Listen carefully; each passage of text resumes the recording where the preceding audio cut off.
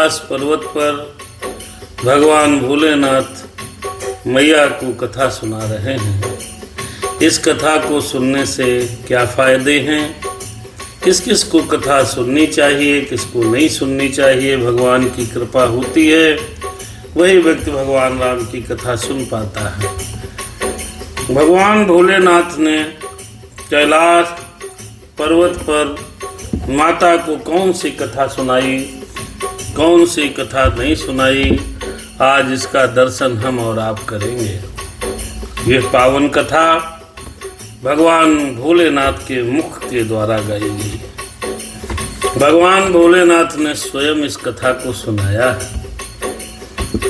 माता पार्वती के संशय को दूर करने के लिए, उनके भ्रम को दूर करने के लिए ये राम कथा भगवान भोलेनाथ ने स्वयं सुनाई।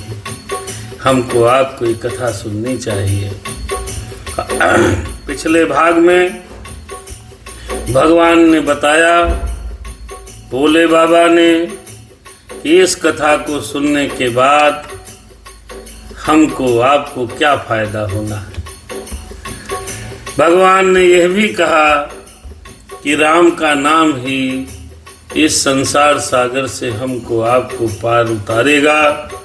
भोले बाबा ने मैया को ये भी बताया कि राम नाम ही एक ऐसा शब्द है, एक ऐसा नाम है, ऐसा मंत्र है जिसको निरंतर जपने से हमारे आपके सबके कष्ट दूर हो जाएंगे। भगवान श्री राम जी ही हमारे स्वामी हैं, बाबा ने ये भी बताया। आइए आगे की कथा सुनने से पहले हम और आप सभी लोग भगवान को बुलाते हैं, प्रणाम करते हैं, आवाहन करते हैं, मंगलाचरण गाते हैं, भगवान का नाम लेते हैं, फिर उसके बाद कथा आगे बढ़ाते हैं। राम हनुमान मेरे राम हनुमान, मेरे राम हनुमान, कृपा करो भगवान मेरे राम हनुमान, मेरे राम हनुमान, मेरे राम हनुमान, कृपा करो भगवान मेरे राम हनुमान, कृपा करो भगवान मेरे राम हनुमान। भोलेनाथ बाबा, आइए मंगलाचरण के बाद पावन कथा प्रारंभ हो रही है। राम सिया राम, जय सीता राम, मेरे राम हनुमान। स्वस्ति श्री गणेशाय नमः, श्री सरस्वती नमः, श्री परमात्मने नमः। जय राम कथा की जय, जय राम कथा, राम कथा ये प्यारी राम कथा।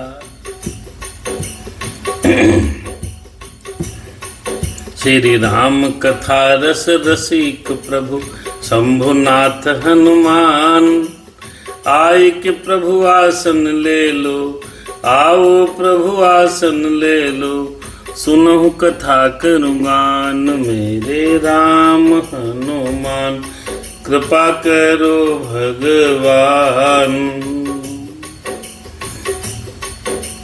लोकाभिरामं रणरंगधीरं राजीव नेत्रं रघुवंशनाथं, कारुण्यरूपं करुणाकरन्तं श्रीरामचन्द्रं शरणं प्रपद्ये।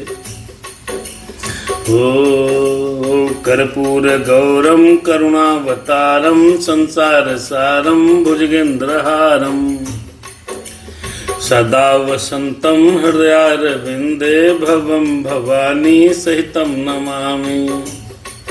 मेरे राम सीताराम, सीताराम जय जय राम। मनोजवं मारुतुल्यवेगं जितेन्द्रियं बुद्धिमतां वरिष्ठं, वातात्मजं वानरयूथमुख्यं श्रीरामदूतं शरणं प्रपद्ये। आ जाओ प्रभु मेरे, आ जाओ, कथा हो रही सुरनाथ प्रभु आ जाओ। जय सिया राम, जय जय राम, सिया राम, जय जय राम, सिया राम, जय जय हनुमान। मेरे राम हनुमान, माता रामो मम पिता रामचन्द्रः स्वामी रामो मम सखा रामचन्द्रः सर्वस्व में रामचन्द्रो दयालु नान्यम जानई नहीं जानई न जानई वंदहु श्री तुलसी चरण जिनकी नहु जग काज कल समुद्र बूढ़त लख्यो प्रगटे हो सप्त जहाज सीता राम राम राम जय सिया राम राम राम मेरे प्यारे राम मेरे राम सिया राम। माता रामो राम सिया राम में सब जग जानी करहूँ प्रणाम जोर जुग पानी। सबको सादर प्रणाम। राम की पावन कथा प्रारंभ हो रही है। आज समय से हम और आप सब लोग आए हैं और भगवान से प्रार्थना करते हैं कि सभी सुखी रहें, स्वस्थ रहें।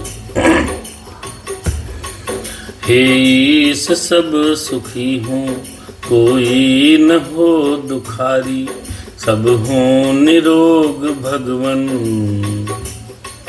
धन धान्य के भंडारी। आ जाइए सब लोग, आ जाइए, कथा में जुड़ जाइए। फेसबुक यूट्यूब पर ऑनलाइन ये कथा भगवान श्री राम जी की प्रारंभ हो रही है और सभी लोग भाव के साथ कथा सुनेंगे। ये भगवान से मेरी प्रार्थना है। कल हमने और आपने दोहा नंबर 120 बालकांड प्रथम सोपान पर कथा को छोड़े थे, वहीं से आगे बढ़ा रहे हैं।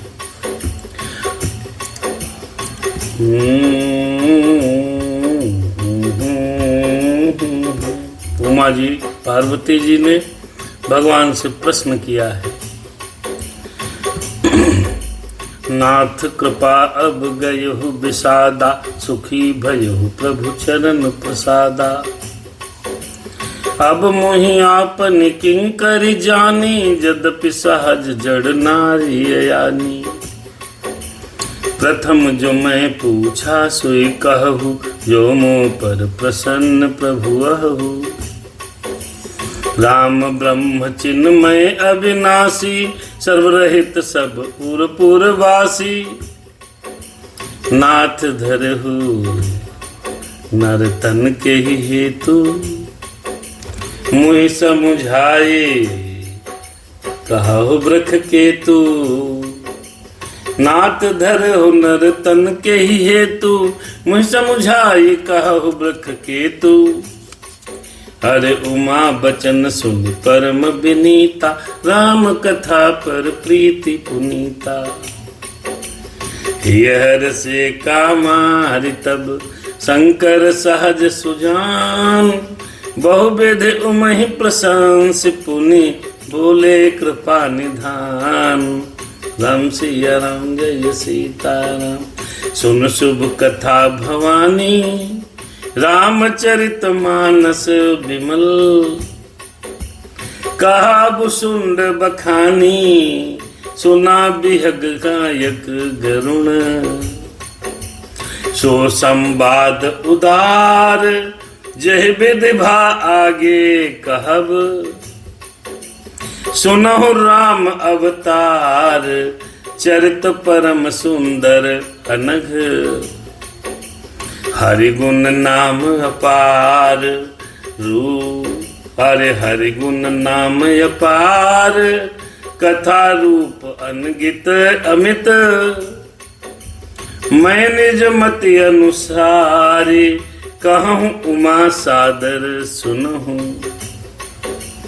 राम सिया राम सीताराम जय जय राम। भगवान भोलेनाथ से मैया पार्वती ने पूछा, प्रभु हमको अपनी दासी समझते हो तो एक प्रश्न पूछना चाहती हूँ। सब समझ में आ गया जो अभी तक आपने हमको सुनाया है, समझाया है। अब एक बात बता दो कि नाथ धरहु नर्तन के ही हेतु, उस हेतु कारण बता दो जो भगवान श्री राम ने, परम ब्रह्म परमेश्वर ने राम का रूप नर्तन में क्यों लिया, मनुष्य योनि में क्यों जन्मे हैं प्रभु, नर्तन क्यों रखा है वो बताओ। यह बात सुनी भोले बाबा ने, ही हर्षे कामारि तब, भगवान भोलेनाथ खुश हो गए, प्रसन्न हो गए और मन में बहुत प्रसन्न हुए हैं। और पार्वती जी की बहुत बड़ाई करते हुए बाबा बोले हैं, शंकर भगवान बोल रहे हैं, क्या बोले हैं, अरे सुन शुभ कथा भवानी, ये कथा बहुत शुभ है। बाबा ने कहा जो मैं कथा कहने जा रहा हूँ ये कथा शुभ है। शुभ का मतलब ये है कि जिसको सुनने मात्र से ही मन में मंगल की भावना होती है, शुभ आचरण आते हैं और सब कुछ मंगल ही मंगल होता है।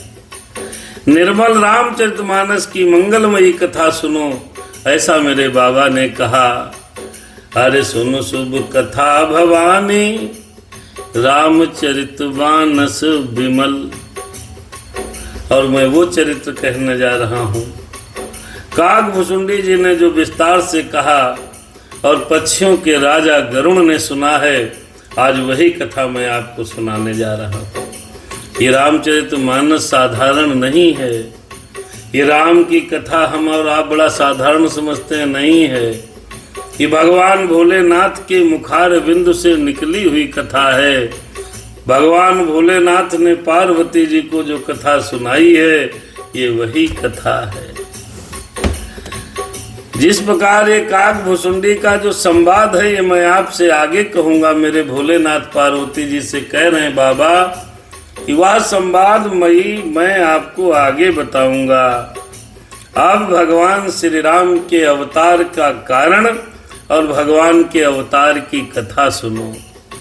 दोहा नंबर 120 से राम कथा शुरू हुई है।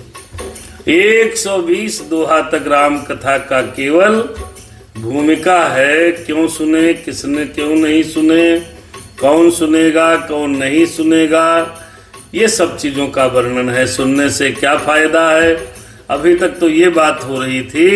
अब 120 दोहा से राम जी के जन्म की कथा, राम के जन्म के हेतु की कथा, राम का जन्म क्यों हुआ इस बात की कथा, अब कथा शुरू हो रही है वास्तविकता। तो जिन भाइयों ने अभी तक नहीं सुनी, तो इसके आगे की कंटिन्यू सुनना, तो अभी तब भी फल पूरा मिलेगा।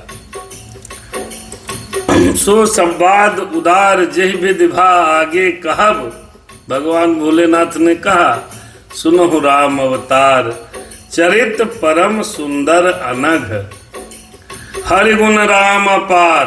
भगवान भोलेनाथ कहते हैं हरिगुण नाम अपार, ये मेरे राम जी हैं, इनके गुण और इनके चरित्र अपार हैं। भगवान भोलेनाथ कहते हैं कि इनके जो चरित्र हैं वो अपार हैं, इनके चरित्रों की कोई सीमा नहीं। अपार माने जिनका पार न पाया जा सके। तो राम के चरित्र का, राम के नाम का पार नहीं पाया जा सकता है, अपार हैं। कथा रूप अनगित अमित, और ये जो राम की कथा है ये असीम है। इसको कोई कहे पूरी सुना देंगे तो कहाँ संभव है। 7 दिन में तो कथा संभव है नहीं। मैं लिख के दे सकता हूँ, 7 दिन में चाहे जितना बड़ा विद्वान 9 दिन में नहीं संभव है। हम और आप पूरा 1 वर्ष तक की पूरी रामचरितमानस की कथा समय पढ़ेंगे, समझेंगे। और भगवान भोलेनाथ कह रहे हैं मैं निज मति अनुसार कहाँ हूँ उमा, और एक शर्त कही सादर सुनहु। ऐसे नहीं सुनने में समझ में आएगी, सादर माने आदर पूर्वक सुनो। जल्दबाजी में कथा नहीं सुन पाओगे, जल्दबाजी में कथा समझ में नहीं आती है। इसलिए बाबा ने कहा है, शर्त है, कंडीशन है कि कथा को अगर सुनना है तो प्रेम के साथ सुनो। प्रेम के साथ सुनो, आदर पूर्वक सुनो, भाव के साथ सुनो, मन में विश्वास मान के सुनो कि राम जी हम पर कृपा करेंगे। ऐसा विश्वास मान करके कथा सुनना है मेरे राम। अब कथा प्रारंभ हो रही है। अरे सुन गिरिजा हरिचरित सुहाए, विपुल विशद निगमागम गाए।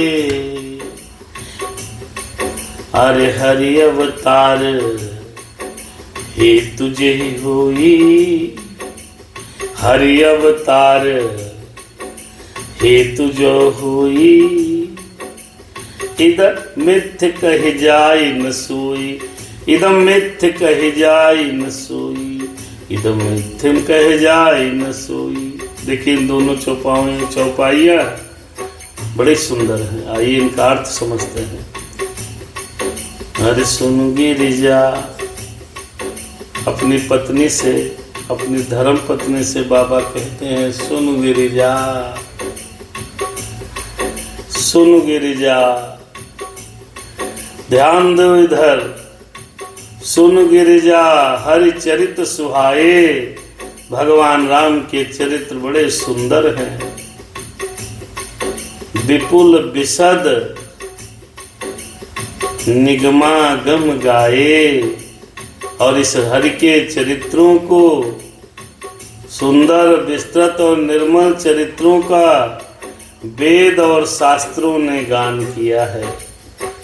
जितने वेद हैं, जितने शास्त्र हैं, जितने ऋषि मुनि हैं, उन सब ने इस कथा का गान किया है।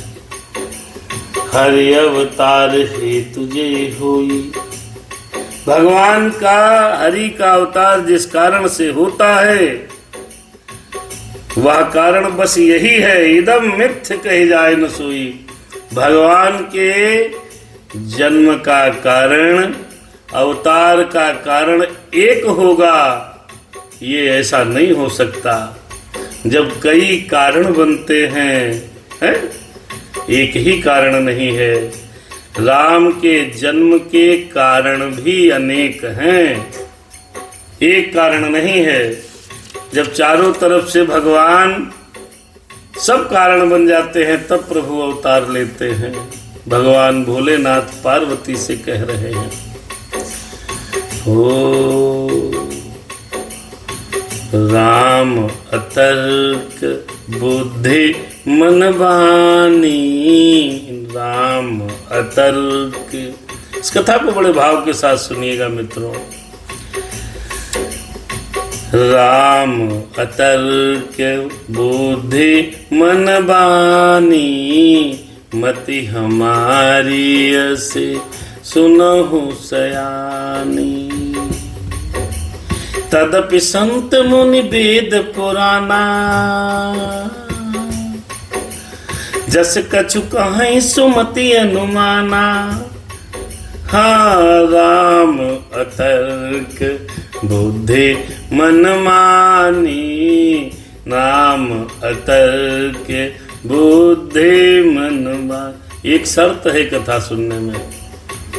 बाबा कहते हे सयानी सुनो। बाबा कहते हैं तुम बड़ी बुद्धिमान हो। किससे कहते हैं? पार्वती जी से कि आप बड़ी बुद्धिमान हो, बड़ी सयानी हो, सुनो हमारा मत है, भोलेनाथ का मत है। तो भोलेनाथ का मत हमको आपको तो मानना है जी। क्या मत है? कि बुद्धि मन और वाणी से श्री रामचंद्र जी के तर्क नहीं किया जा सकता। इस कथा में तर्क का कोई स्थान नहीं है। अगर आप ज्यादा तर्क करोगे तो कथा मार्ग से भटक जाएगी। कथा जैसी है वैसी सुनो, इसमें बुद्धि लगा के तर्क करने की कहीं जगह नहीं है। तर्क नहीं करना चाहिए कथा सुनते समय। और भगवान भोलेनाथ ने पार्वती जी से क्या कहा? तदपि संत मुनि वेद पुराना। कहा कि वेद और पुराण संत मुनि अपनी अपनी बुद्धि के अनुसार जैसा कुछ कहते हैं वैसा ही मैं तुम्हें सुना रहा हूँ। हे सयानी पार्वती, तुम बहुत बुद्धिमान हो, कथा सुनते समय तर्क नहीं करना चाहिए। तो जो बुद्धिमानों ने कहा है बाबा आगे 2 चौपाइयों में और कहते हैं, तस्मै समुख सुनावहु तो ही, समुझ पर ही जस कारण मोही। जब जब होई धर्म कै हानि, बाढ़हि असुर अधम अभिमानी। भगवान का जन्म का क्या कारण है? मेरे रघुनाथ, मेरे परम ब्रह्म परमेश्वर कब जन्म लेता है, कब आता है इस धरती धाम पर?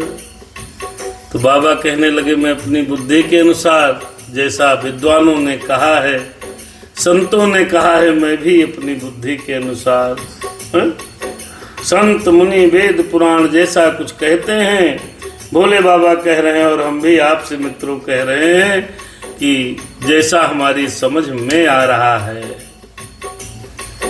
वैसा मैं आपको सुना रहा हूँ। भोलेनाथ पार्वती जी से कहते हैं सुमुखी।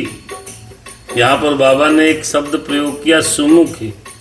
तस्मै सुमुखी सुनावहु तो ही। अब बाबा ने सुमुख क्यों कहा? सु माने सुंदर, मुख माने मुंह वाली, सुमुखी सुंदरी। मुंह इसलिए सुंदर है कि इस मुंह से माता पार्वती ने भगवान के राम की कथा को सुनने का आग्रह किया, इसलिए बाबा ने आज प्रयोग किया सुमुखी। सयानी, ये शब्दों का प्रयोग किया मेरे भोलेनाथ ने। क्यों सयानी क्यों है?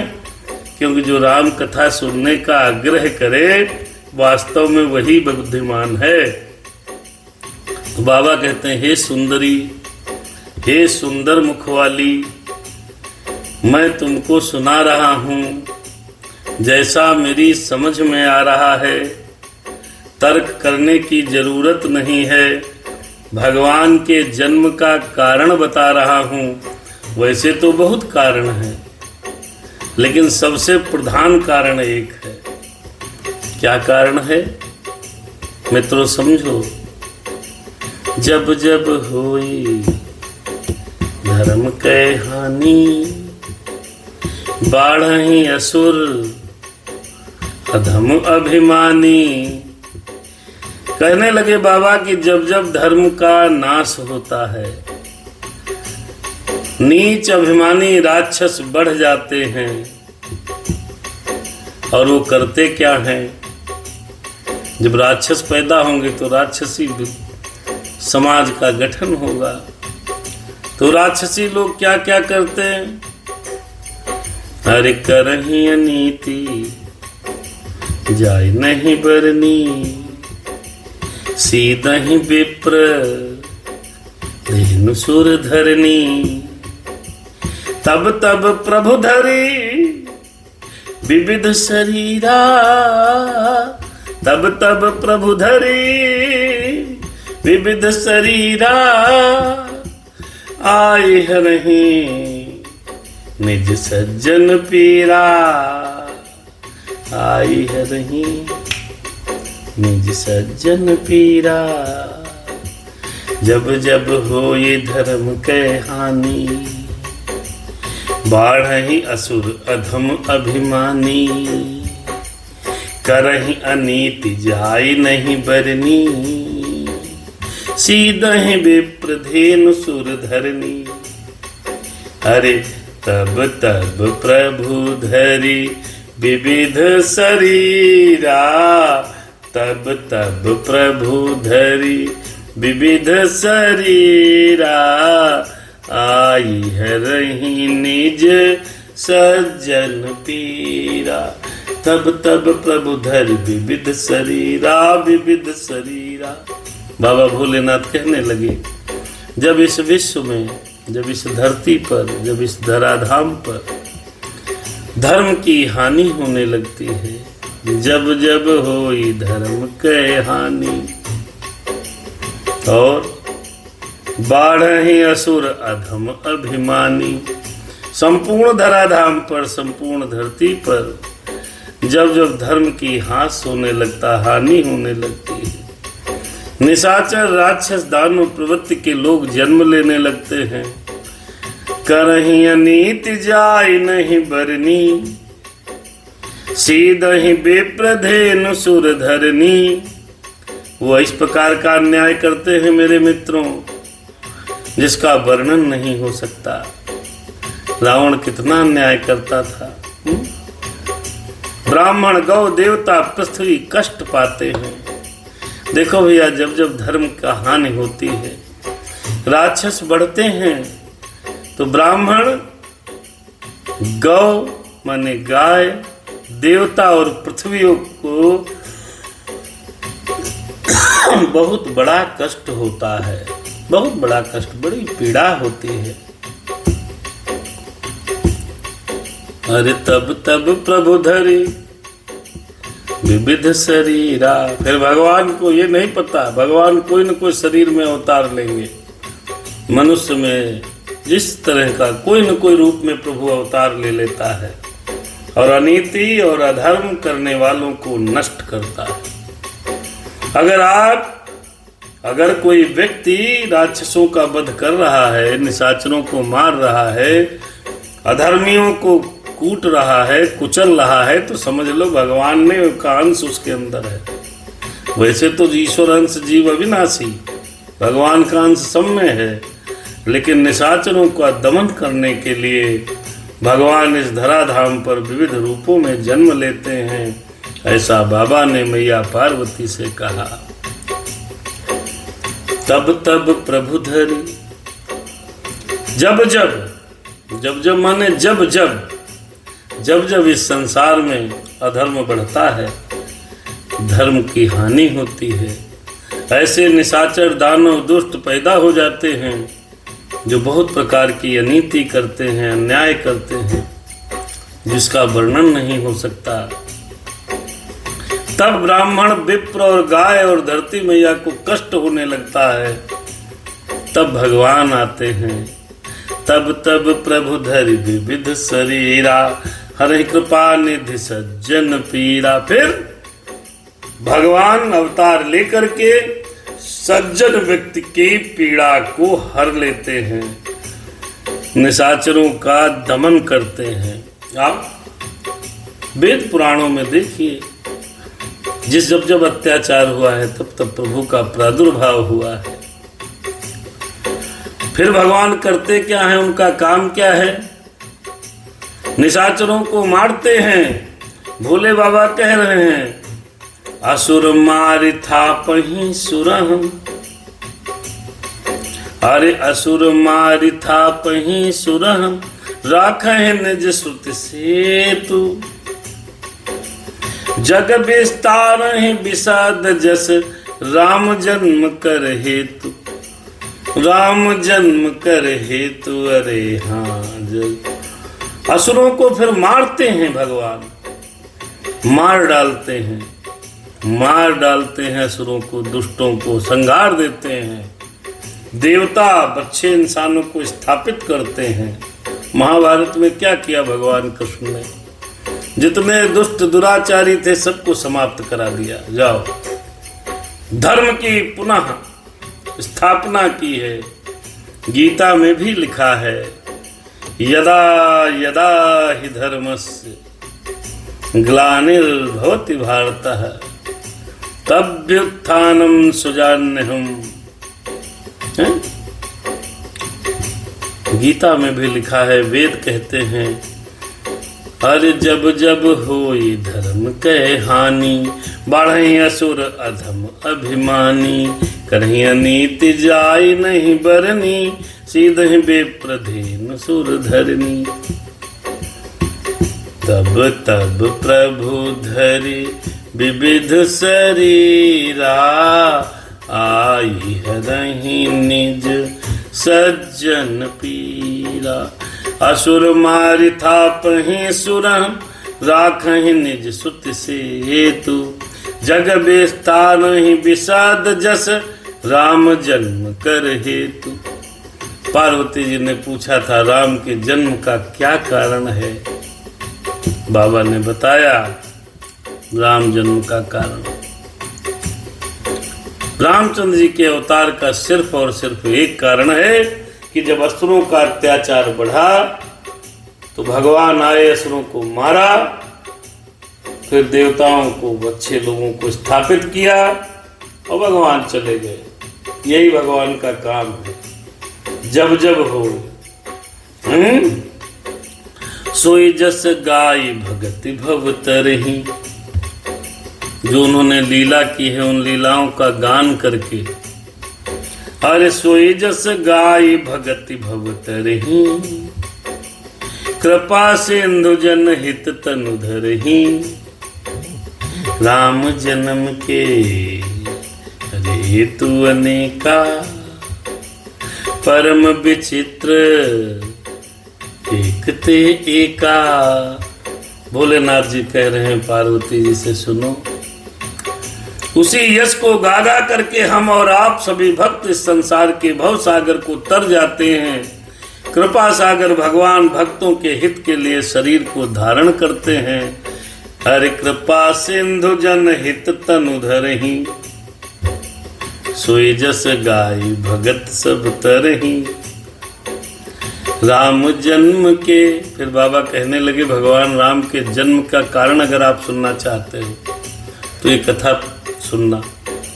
इसमें आपको कारण बताए जाएंगे क्यों जन्म हुआ।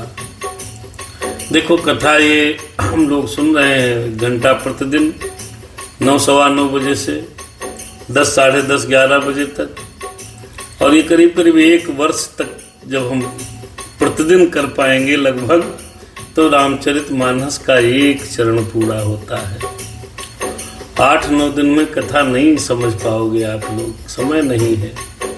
गाने वाले, समझाने वाले तो बहुत हैं, हमसे भी बढ़िया बढ़िया, लेकिन इतना समय नहीं रहता। हम इस कथा को ऑनलाइन माध्यम से आप सभी जन सामान्य लोगों तक पहुंचाना चाहते हैं।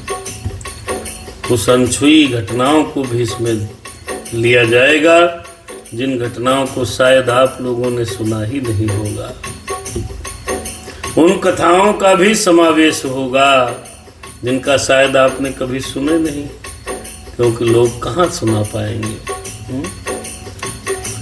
अनेकों कारण हैं राम के जन्म के, एक कारण नहीं है, और सब कारण एक से एक बढ़कर विचित्र हैं। तो बाबा कहे भाई सब कारण तो हम सुना नहीं पाएंगे। भोले बाबा कहने लगे राम के जन्म के सभी कारण हम नहीं सुना पाएंगे, क्यों भगवान का जब जन्म होता है तो कई कारण होते हैं और सबकी एक विस्तार से कथा होती है।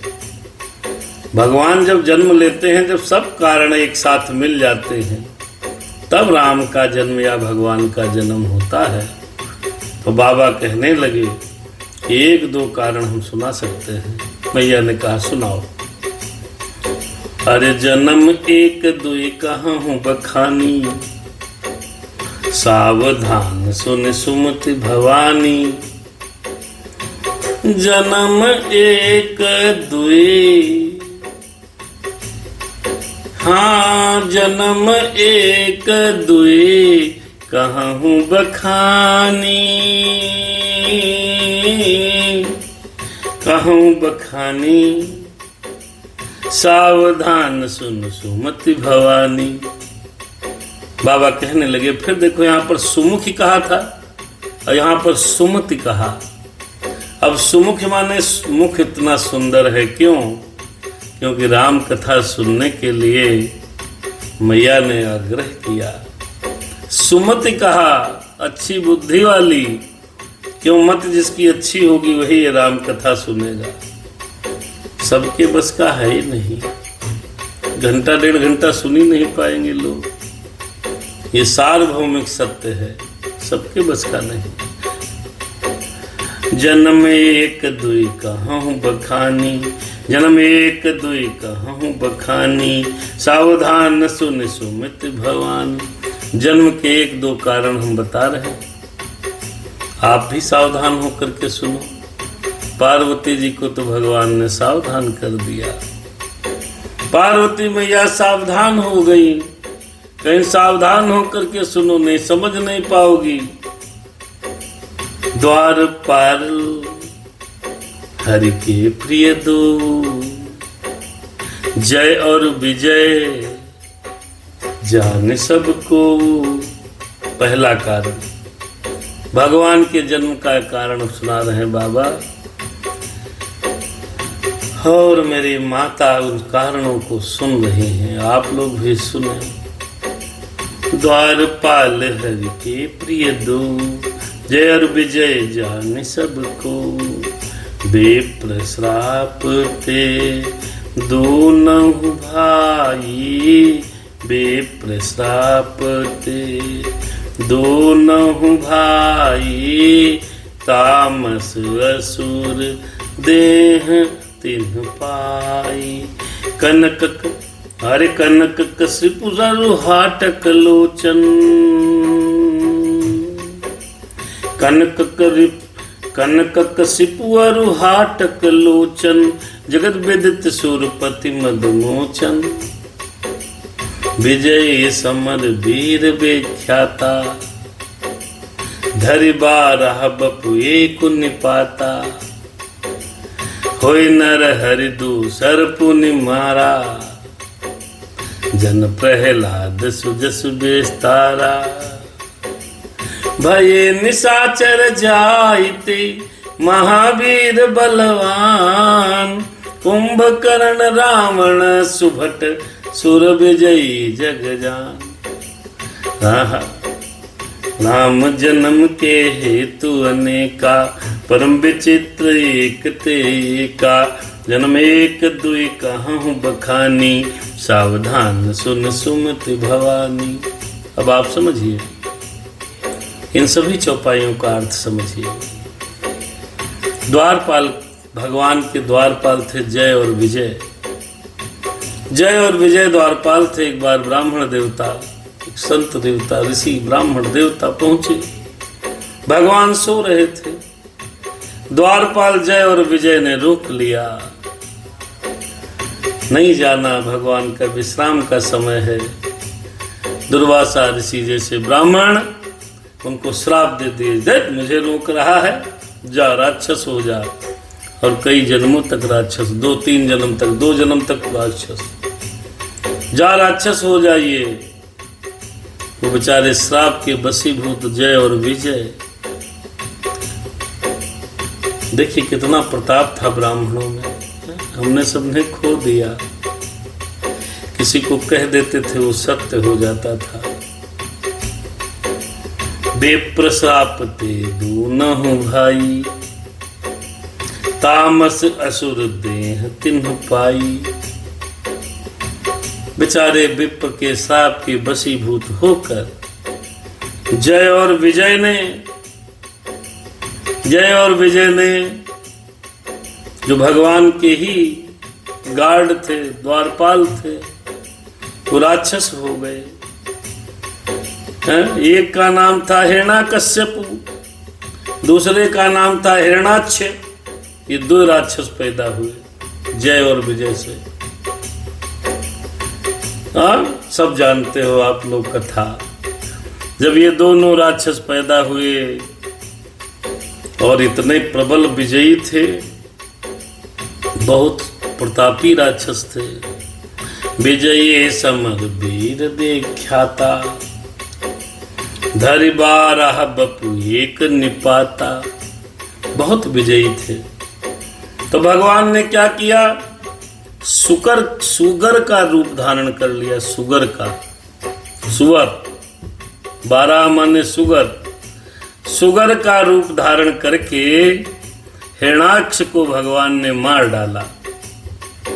देखो भैया क्या कहा था, जब जब हो ये धर्म के हानि, बाढ़हि असुर अधिक अभिमानी, अधम अभिमानी, तब तब प्रभु धर विविध शरीरा। भगवान तब ऐसा नहीं है कि मनुष्य का ही रूप धारण करेंगे। कोई निशाचर है उसको शेर बन के मार देंगे, विविध रूप है। सुगर बन करके हिरण्याक्ष का वध हो गया। और का दूसरा भाई था हिरण्याकश्यपु, वो बड़ा विचित्र था। हम काहू के मरहि न मारे, उसने बड़ी तपस्या करी थी। और तो ऐसी वैसी तपस्या नहीं करी थी, बहुत जटिल तपस्या दोनों भाइयों ने की थी। तो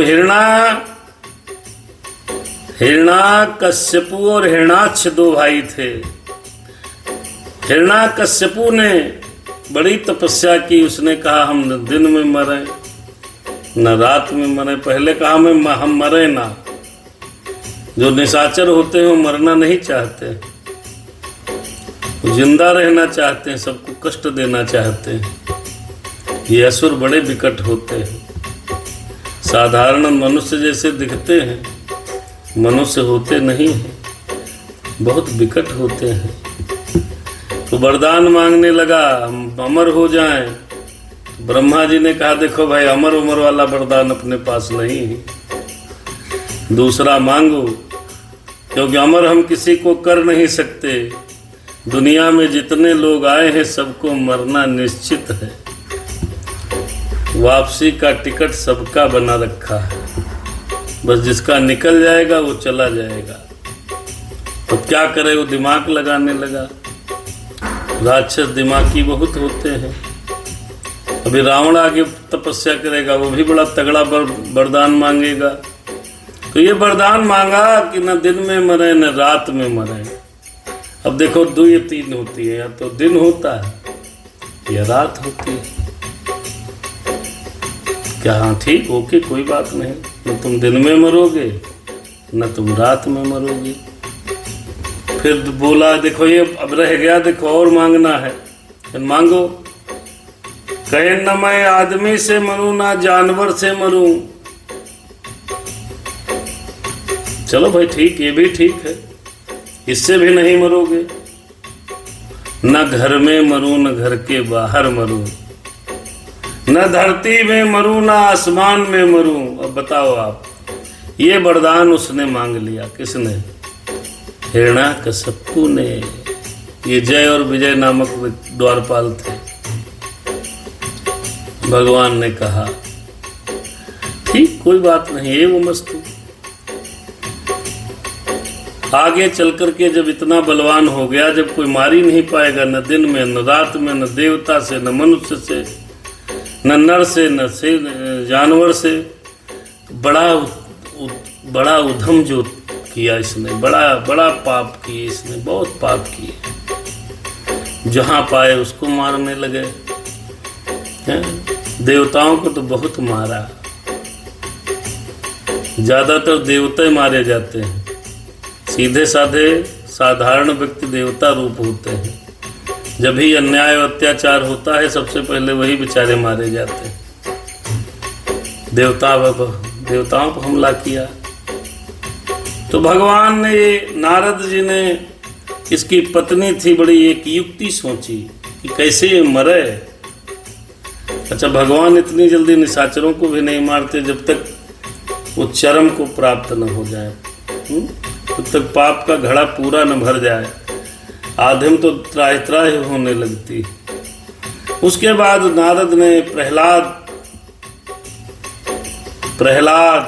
प्रहलाद उनके घर में पैदा हो गए। अब भक्त प्रहलाद पैदा हो गए तो भक्त प्रहलाद जन्म लेते ही राम राम करने लगे, नारायण नारायण करने लगे। ये कह रहा था कि मैं ही भगवान हूँ। हिरण्याकश्यपु, उसके राज्य में उसने घोषित कर रखा था कि मैं भगवान हूँ, मेरा ही सब लोग नाम लो। अब भगवान विष्णु से पता नहीं क्यों बैर मानता था। बहुत बैर इसलिए मानता था कि जल्दी मुक्ति प्राप्त करना चाहता होगा, बहुत बैर मानता था। भक्त प्रहलाद ने जन्म लेते ही राम राम करना शुरू किया। अभी होली का पर्व आ रहा है, तो उसको बहुत बुरा लगा। कई प्रकार से भक्त प्रहलाद को मारने का प्रयास उसके पिता ने ही किया। पर्वत से ढकेल दिया गया, हाथी के नीचे कुचवाने का प्रयास किया, सारे प्रयास विफल हो गए। तो उसकी बहन भी निशाचरिन थी, प्रहलाद की बुआ। फिर भैया आप चिंता न करो, हमारे पास एक वरदान में हमने एक चुनरी मांगी, उसको ओढ़ के मैं बैठ जाऊंगी तो मैं आग में जलूंगी नहीं, और गोदी में बैठ जाती हूँ, प्रहलाद कर देती हूँ भस्म। ये ठीक इंतजाम कर दिया गया, चिता बढ़िया लकड़ी का बन गया, होलिका। अब भैया होता ये है कि होलिका नाम था उसका, वो चुनरी को ओढ़ करके बैठ गई, प्रहलाद को गोद में ले लिया, आग लगा दी गई। भगवान की कृपा देखो, हवा चली, जो चुनरी थी वो प्रहलाद के ऊपर आ गई, होलिका खाली, होलिका जलकर भस्म हो गई। तब देवताओं ने फूलों की वर्षा की है, फूलों की होली खेली है, और जो निशाचर थे वो कीचड़ उचड़ इधर उधर उछालने लगे गुस्से के मारे। तो आज भी जो होली होती है तो जो देवता स्वरूप होते हैं वो गुलाल से खेलते हैं, जो निशाचर हैं वो पता नहीं कि कीचड़ और जड़ुआ तेल और पता नहीं काहे काहे से खेल लेते हैं। तो ये होली तभी से मनाई जाती है। फिर हिरण्याकश्यपु को मारने के फिर विधान बनाया, बोला अब तो कोई मार नहीं पाएगा उसको। प्रहलाद को बांधा खंभे से और तलवार निकाली उसके पिता ने ही, कहा बोलो तेरा भगवान कहाँ है। प्रहलाद बड़ा मुस्कुरा रहे हैं, भगत आदमी मरने डरे नहीं होता कि मरना ही है, कोई दिक्कत नहीं। तो जब मुस्कुरा रहे होते हैं और मुस्कुराते मुस्कुराते कहते हैं पिता हम में राम तुम में राम, कहीं बता इधर खंभे में कि इसमें भी राम। उसने गुस्से से खंभे पर तलवार मार दी तो मेरे भगवान नरसिंह रूप में प्रकट हो गए। बोले नरसिंह भगवान की जय हो। अब वरदान मांगा था, न दिन में मरूं न रात में मरूं, संध्या का समय है। भगवान प्रकट हो गए, घर के बाहर उसको घसीट कर दहलीज पर ले आए, दहलीज पर बैठ गए और उसको अपने पैरों पर रख लिया। किसको? हिरण्याकश्यप। फिर भगवान ने वरदान याद दिलाया, अरे तूने वरदान मांगा था, अब बता दिन है कि रात है। बोला नहीं, न दिन है न रात है, संध्या है। बोले मैं कौन हूं, मैं जानवर हूं या मनुष्य हूं? न प्रभु आप जानवर हो न मनुष्य हो। नरसिंह भगवान, आधा शरीर सिंह का आधा शरीर मनुष्य का, घुटने पर रखा। बोले न तू जमीन पे है न आकाश में है।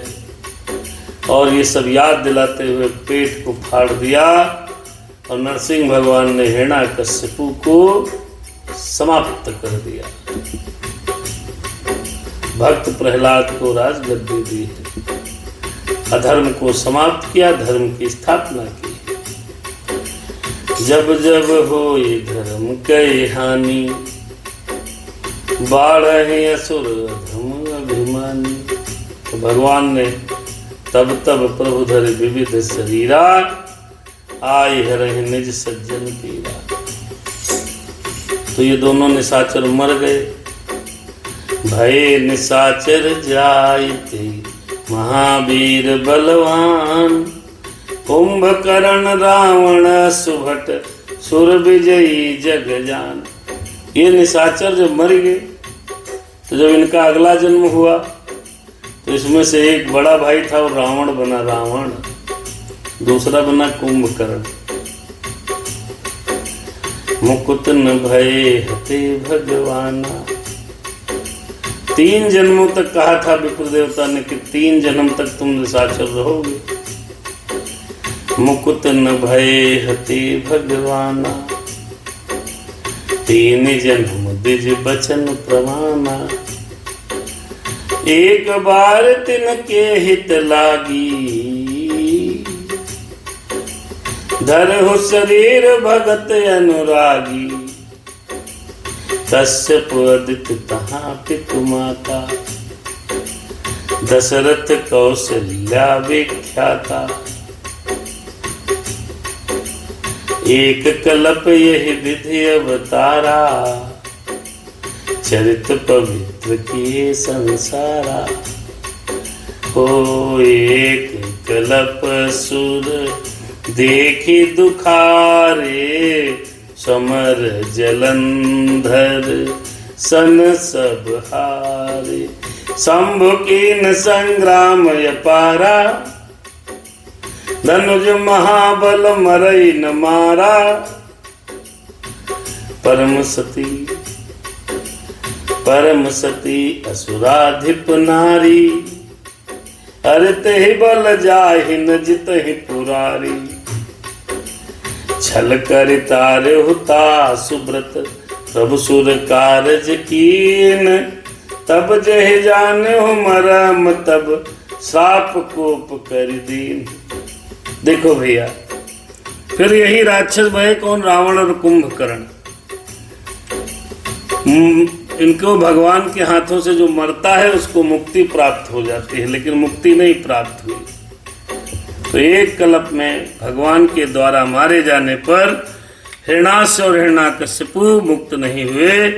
ब्राह्मण के वचन थे 3 जन्म के लिए, एक बार उनके कल्याण के लिए भगवान ने फिर अवतार लिया। वह उस अवतार में कश्यप और अदिति उनके माता पिता हुए। किसके? रावण के और कुंभकर्ण के नहीं।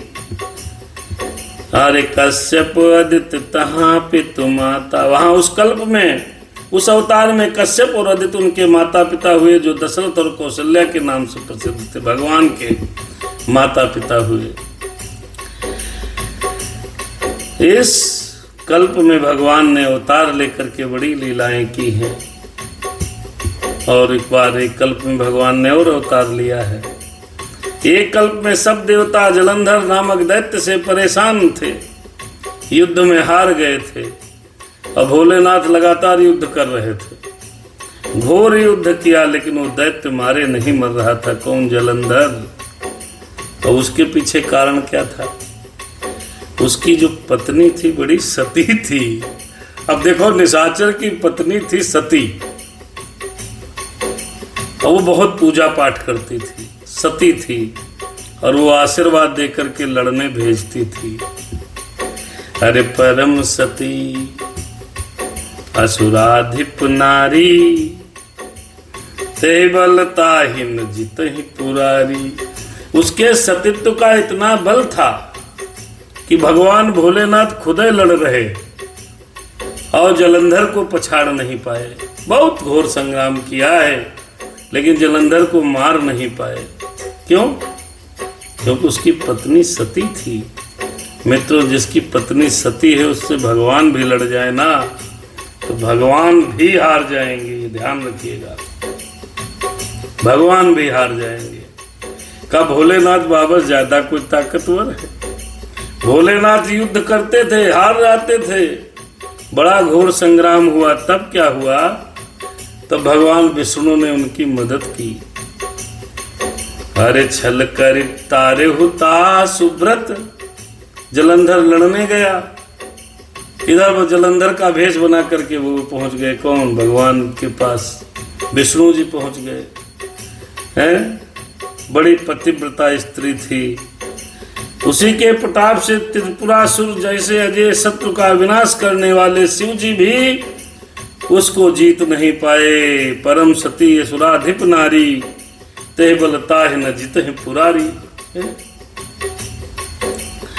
फिर वो गए, प्रभु ने छल से उस स्त्री के व्रत को भंग कर दिया, उसके सतीत्व को छीण कर दिया। तब जाकर कहीं शंकर भगवान उसको परास्त कर पाए, और उसके कारण उसने भगवान को श्राप दे दिया। श्राप दे दिया मित्रों। तासु श्राप हरिदीन प्रमाना, कौतुक निधि गोपाल भगवाना।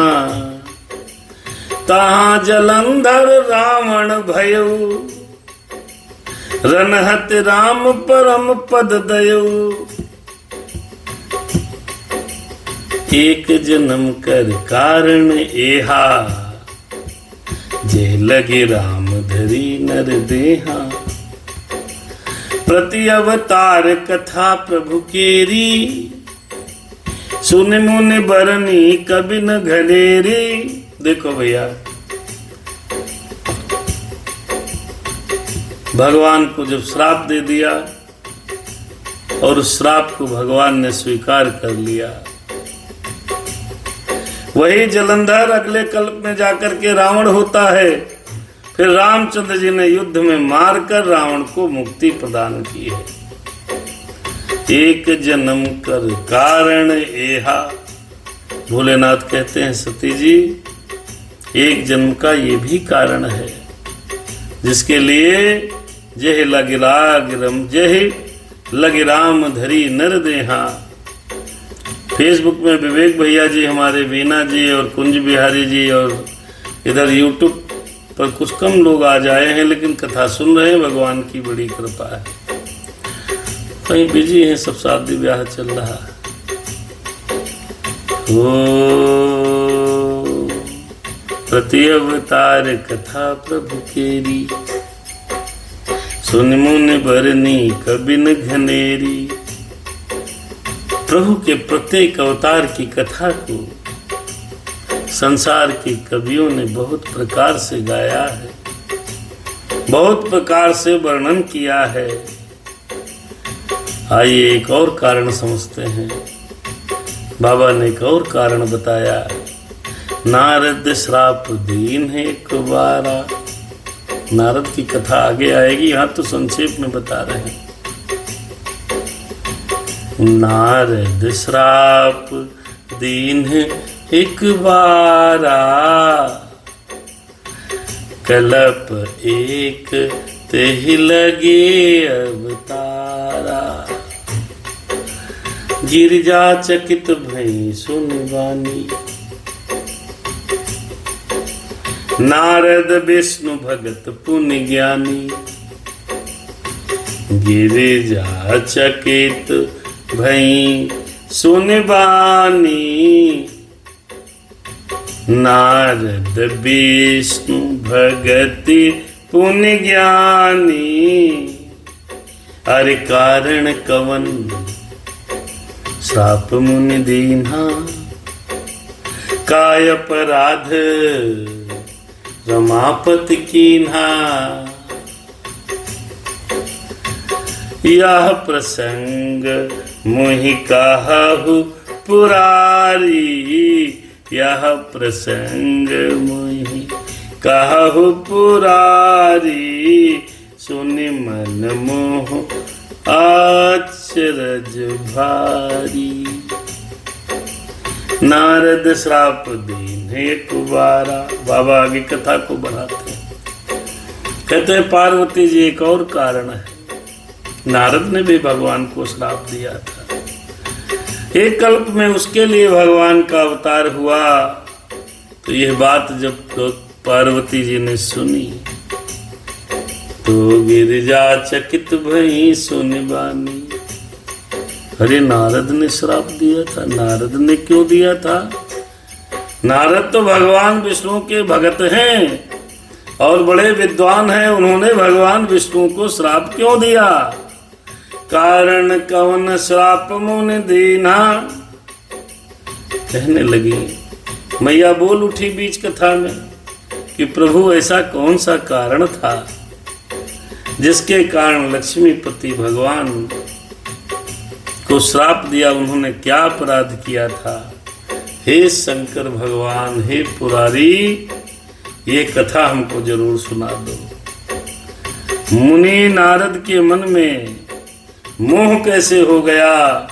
बड़े आश्चर्य की बात है। तो भवानी ने ये प्रश्न पूछा तो मेरे बाबा बोल उठे।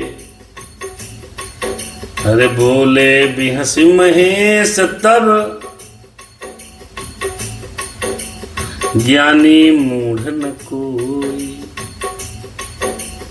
जहि जस रघुपति करहि जब सो तस तेहि छन हो मेरे बाबा भोले। अब इस बात को बड़े ध्यान से सुनना। कन फलाना व्यक्ति बहुत विद्वान था, फिर इस झंझट में कैसे फंस गया।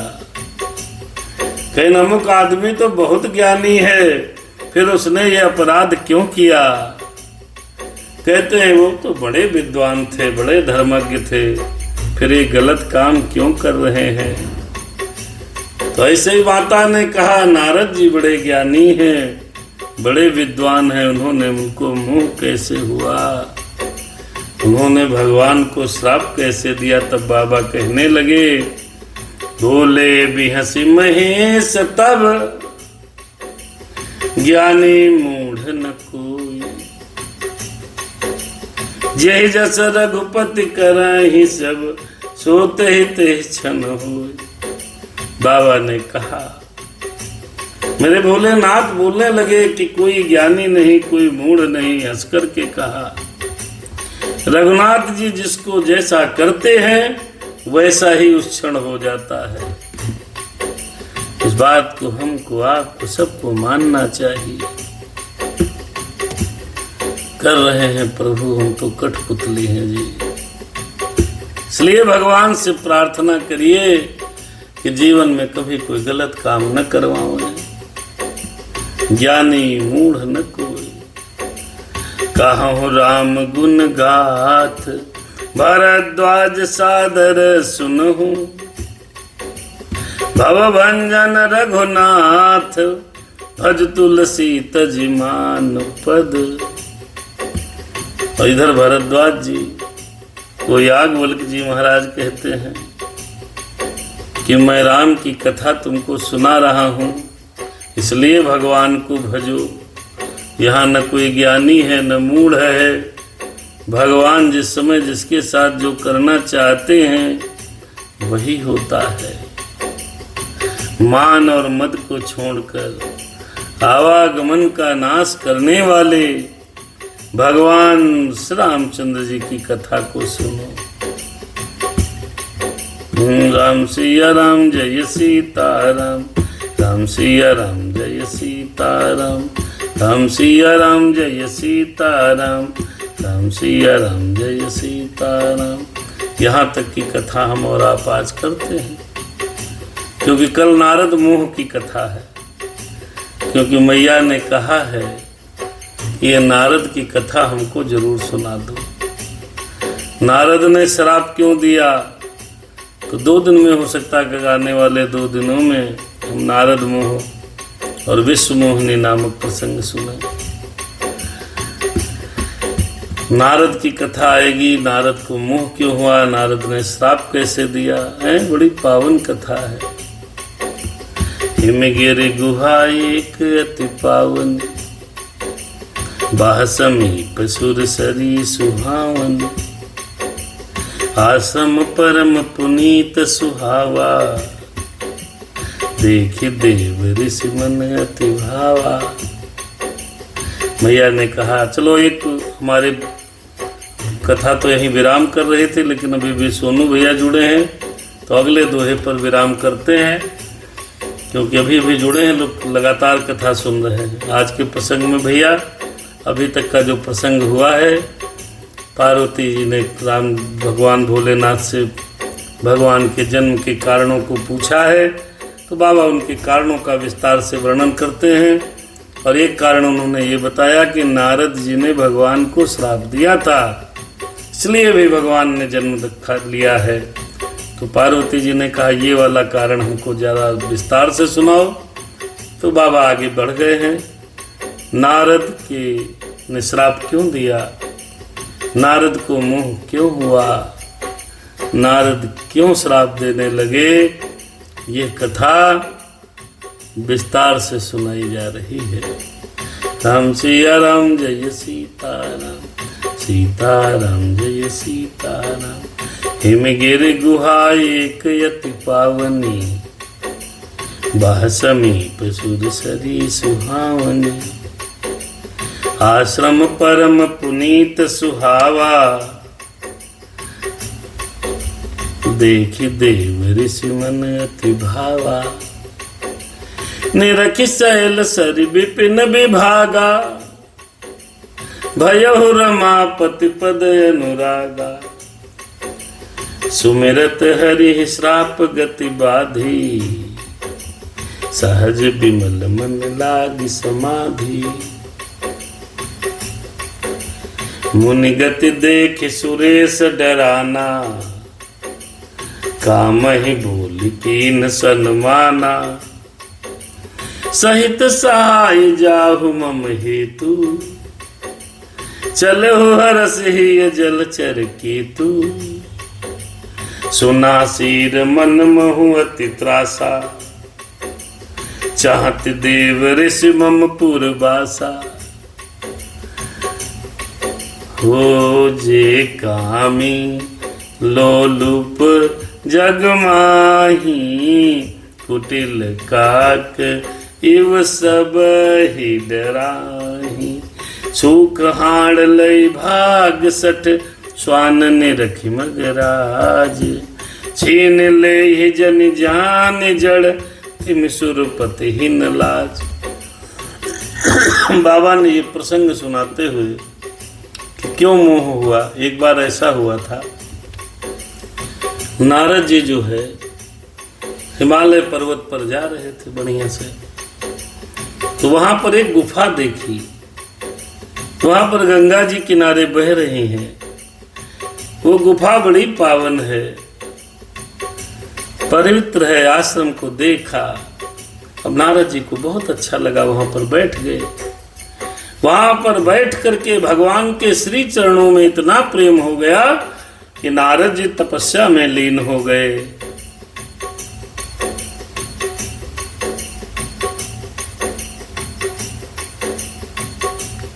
और जैसे भगवान का नाम लेकर के नारद जी उस गुफा के पास बैठे हैं, दक्ष प्रजापति का उनको श्राप था कि तुम एक जगह ठहर नहीं सकते, लेकिन उस स्थान का प्रभाव और भगवान के जप का प्रभाव ऐसा मन लगा कि वहीं पर वो रुक गए और उनकी वहां पर समाधि लग गई। अब भगवान श्री राम का, भगवान विष्णु का नारायण नारायण मंत्र का जाप करने लगे। और ये गति जब देखी इंद्र ने, इतना कठिन तपस्या हुई कि जब इंद्रराज ने देखा, देवराज इंद्र डर गए। उन्होंने कामदेव को बुलाया, पता नहीं नारद को क्या हो गया है, इतनी तगड़ी तपस्या कर रहे हैं। अच्छा, कोई तपस्या करे तो इंद्र को समस्या, क्यों कर रहे हैं, कहीं हमारी गद्दी तो नहीं छीन लेंगे, ये डर उसको रहता है इंद्र को। तो कहे जाओ, सबको बुलाओ, सहित सहाय जाओ मम हेतु, चले हरस ही जल चर केतु। कामदेव तो इंद्र जी की बात मानेंगे ही। धनुष बाण संभाला, चल दिए। कहाँ? जहां नारद जी थे। तो बाबा ने कहा, भोलेनाथ ने और तुलसीदास जी ने लिखा है, इंद्र के मन में डर हुआ कि ये नारद जो है हमारी अमरावती लेना चाहता है। चाहत देव ऋषि मम पुरवासा, सुना सीर मनमोह अति त्रासा। बहुत डरा हुआ है कि हमारी पुरी लेना चाहता है। तो बाबा ने कहा,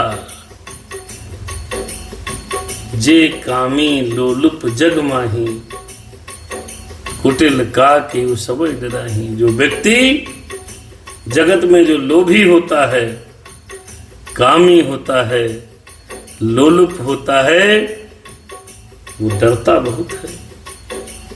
कुटिल कौवे की तरह डरता है। कौवे देखो कितना डरता है। जे कामी लोलुप जग माही, कुटिल का की सब डराही। डरता है, इसे इंद्र भी डर रहा है।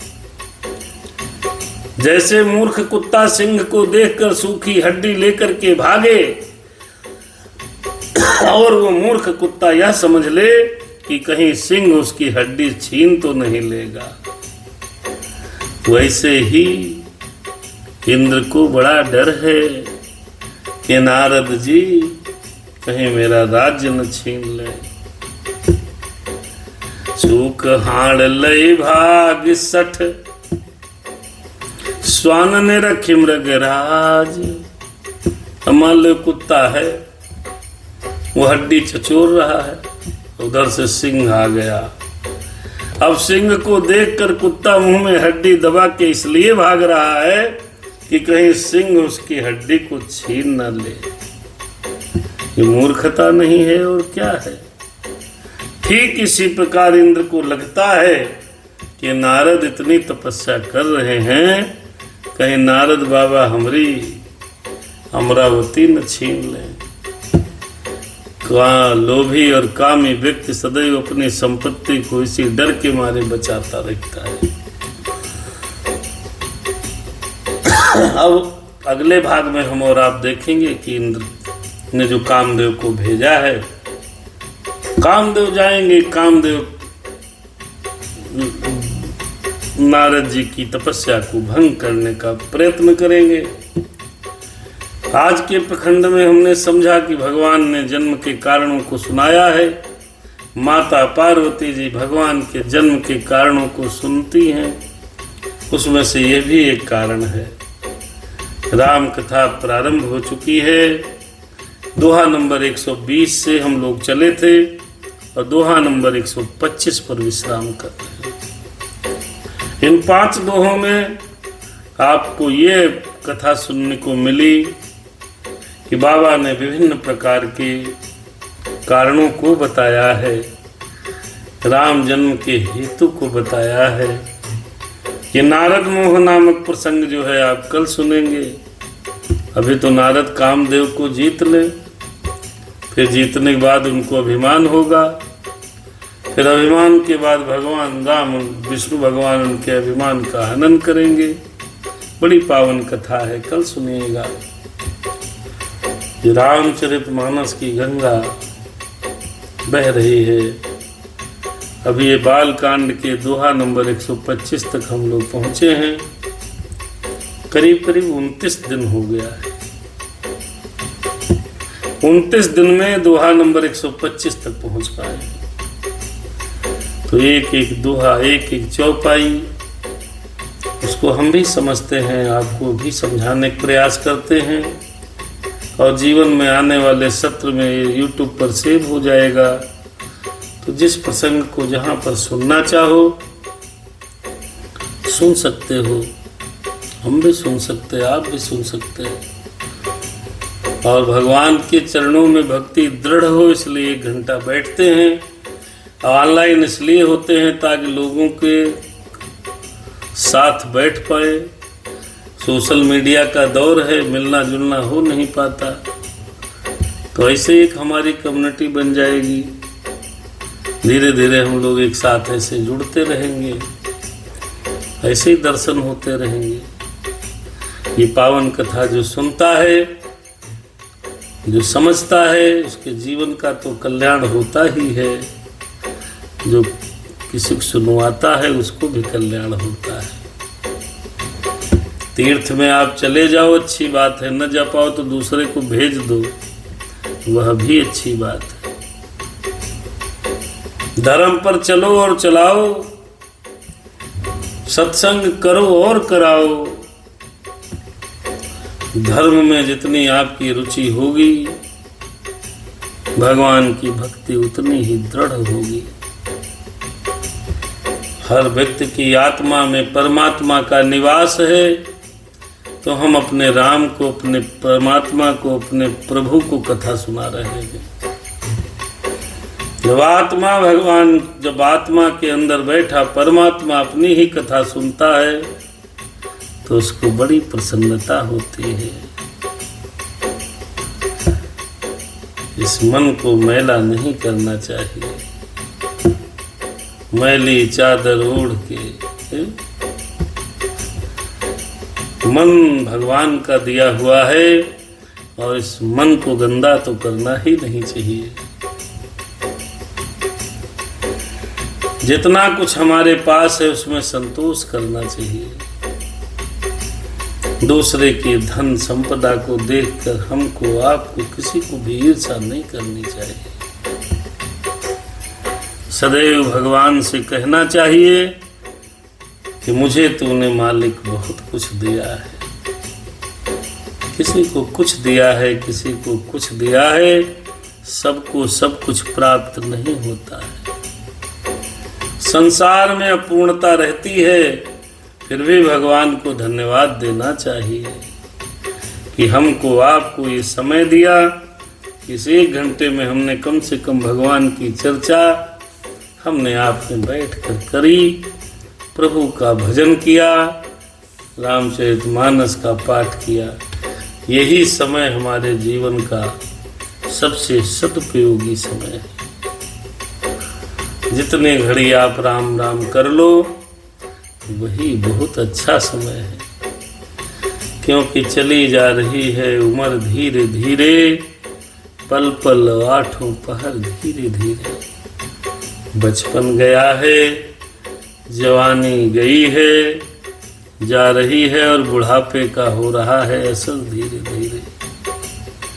पता नहीं किस समय जब भगवान बुला ले। कम से कम ये तो कहेंगे कि प्रभु कुछ नहीं कर पाए, आपकी ही कथा कहते रहे, आपकी ही कथा सुनते रहे, मन को आपके चरणों में लगाने का प्रयास तो किया मालिक। अब लगे न लगे ये आपकी मर्जी है, हम तो बुलाते हैं, आप आओ ना आओ, क्या कर सकते हैं। इसलिए भगवान का भजन करते रहिए, आनंद के साथ रहिए, क्योंकि वर्तमान में जीने से ही जीवन अच्छा होता है। इतिहास को, भूतकाल को हम बदल नहीं सकते, भविष्य का हमको पता नहीं है, तो हम क्यों इधर उधर परेशान हो। जो समय चल रहा है उसी समय का हमको आपको आनंद लेना है, उसी में भगवत भजन भी करते रहना है, कर्म भी करते रहना है।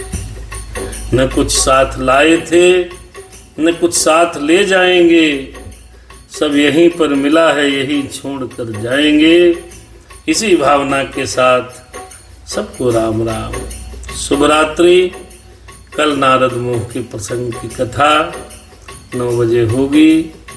चैनल को सब्सक्राइब करिए और आनंद पूर्वक चाहे जिस भक्त की, चाहे जिस संत की कथा सत्संग 1-8 घंटा जरूर सुनिए। हमारा बढ़िया नहीं लगे तो मत सुनो। बहुत से विद्वान कथा सुनाते हैं साहब, राम सिया राम जय सीताराम, कथा यहीं पर रुक गई। सुनहु शंभु भगवान, सुन लो सीताराम। अपने धाम सिधाइए प्रभु जी, करिए अब विश्राम, करिए अब विश्राम। सियावर रामचंद्र की जय, पवन सुत हनुमान की जय, उमापति महादेव की जय। कि बोलो भाई सब संतन की जय। धर्म की जय हो, अधर्म का नाश हो, प्राणियों में सद्भावना हो, विश्व का कल्याण हो। हर हर महादेव शिव शंभु। सब पर कृपा बनाए रखना, सब पर दया बनाए रखना। ईश सब सुखी हो, कोई न हो दुखारी, सब हो निरोग भगवन, धन धान्य के भंडारी। राम सीताराम, सीताराम, सीताराम। मेरे राम हनुमान, मेरे राम हनुमान। दया करो भगवान, मेरे राम हनुमान। संकट में है प्राण, आओ ही हनुमान। राम हनुमान मेरे प्यारे हनुमान, राम हनुमान मेरे प्यारे हनुमान। दया करो प्रभु दया करो। राम सिया राम सीता राम जय जय राम। राम सिया राम सीता राम जय जय राम। राम सिया राम सीता राम जय जय राम। जय जय हनुमान। शुभ रात्रि।